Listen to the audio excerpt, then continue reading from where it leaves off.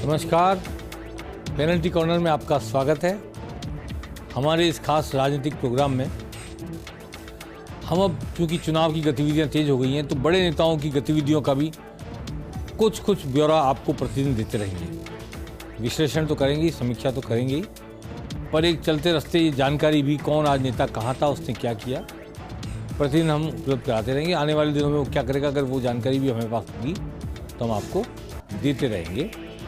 आज सबसे बड़ी बात तो ये रही कि अशोक गहलोत यहाँ जयपुर में थे, राजधानी में लगातार दौरे कर रहे हैं, राजस्थान की जगह जगह जाके महंगाई राहत शिविरों को देख रहे हैं।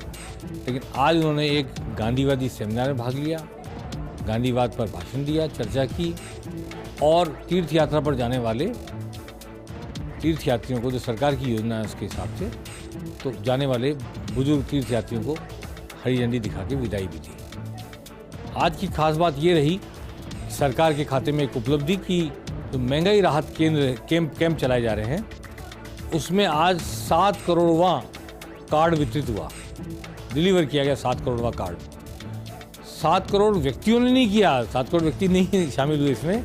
विभिन्न योजनाओं में एक आदमी रजिस्ट्रेशन कराता है, हर योजना की रजिस्ट्रेशन का उसको एक गारंटी कार्ड मिलता है और गारंटी कार्ड उस योजना के संबंध में ही होता है कि आपको इस योजना में रजिस्टर किया गया, आपको ये बात, ये सुविधा, ये धनराशि ये देने की हम गारंटी देते हैं। तो एक आदमी को 4 कार्ड भी मिलते हैं, किसी को 2 कार्ड भी मिलते हैं, किसी को 6 कार्ड भी मिलते हैं, हर योजना का एक कार्ड। तो आज 7 करोड़वां कार्ड डिलीवर हुआ महंगाई राहत कैंप से, ये सरकार की एक उपलब्धि है और आगे निरंतर ये चलते रहेंगे कैंप।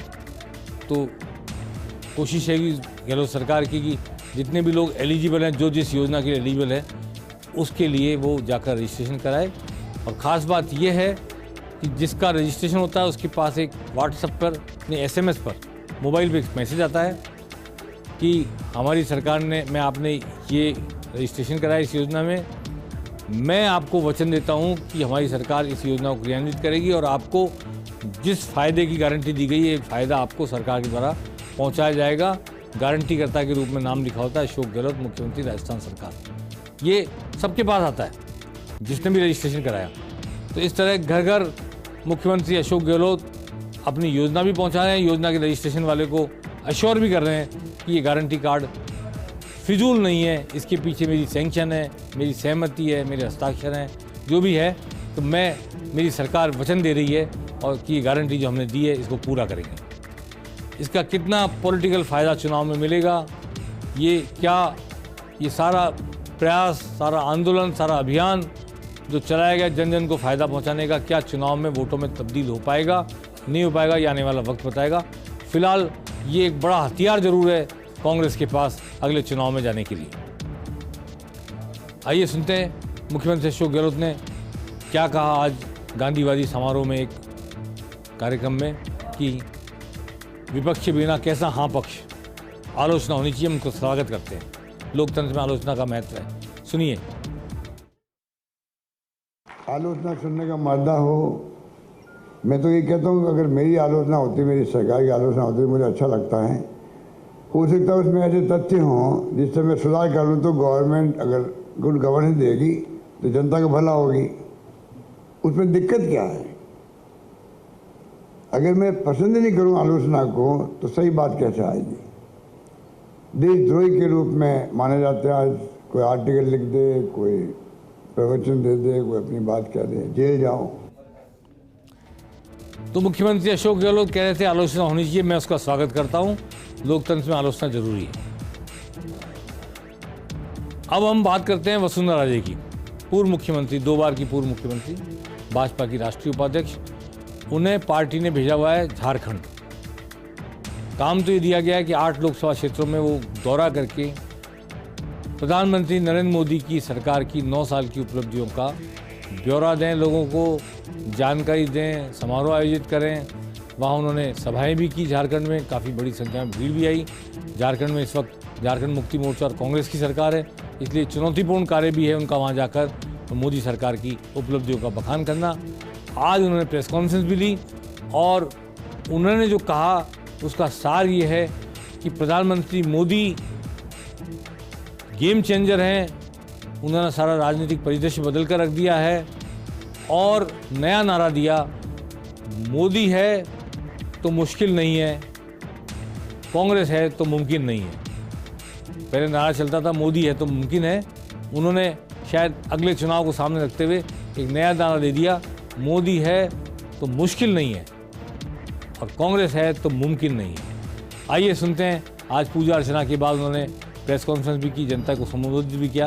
क्या कहा पूर्व मुख्यमंत्री वसुंधरा राजे ने झारखंड में? मैं अभी यही कहना चाहूँगी कि 31 मई को उनके ये 9 वर्ष पूरे हो जाते हैं। तो क्या 9 साल के अंदर जो कामयाबी उन्होंने हासिल की है, और जिस तरीके से उन्होंने सरकार अपनी चलाई है, और जिस तरीके से जो काम हमको स्टेट्स में दिखाई दे नहीं रहा था, वो जिस तरीके से वहाँ पैसा पहुँचाने का काम और काम करवाने का काम उन्होंने किया है, तो मैं समझती हूँ कि एक किस्म से बेमिसाली है।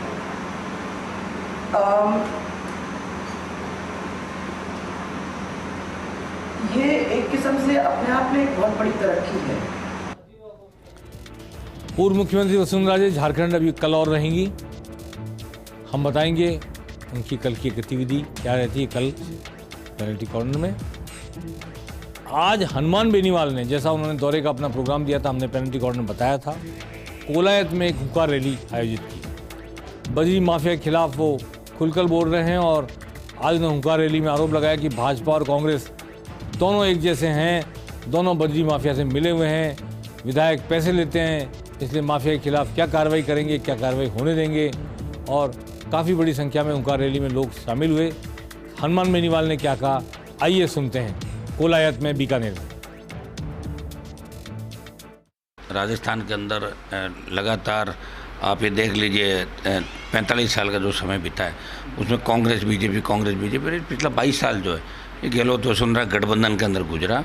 और हमारा जो शांत राजस्थान था वो अशांत हो गया, गैंगवार की घटनाओं से लेके पेपर लीक, भ्रष्टाचार और बड़े बड़े नेता जिस तरह आपका खनन माफिया से लेके पर्यटन माफिया, भू माफिया, फिर पॉलिटिक्स के अंदर लोग आ जाते हैं। हमने व्यवस्था परिवर्तन की लड़ाई लड़ी थी। हनुमान बेनीवाल के अलावा एक और नेता का आज हम जिक्र करना चाहते हैं आपके सामने, सचिन पायलट, पूर्व उप मुख्यमंत्री, पूर्व पीसीसी चीफ, सक्रिय हुए हैं, निकलने लगे हैं बाहर।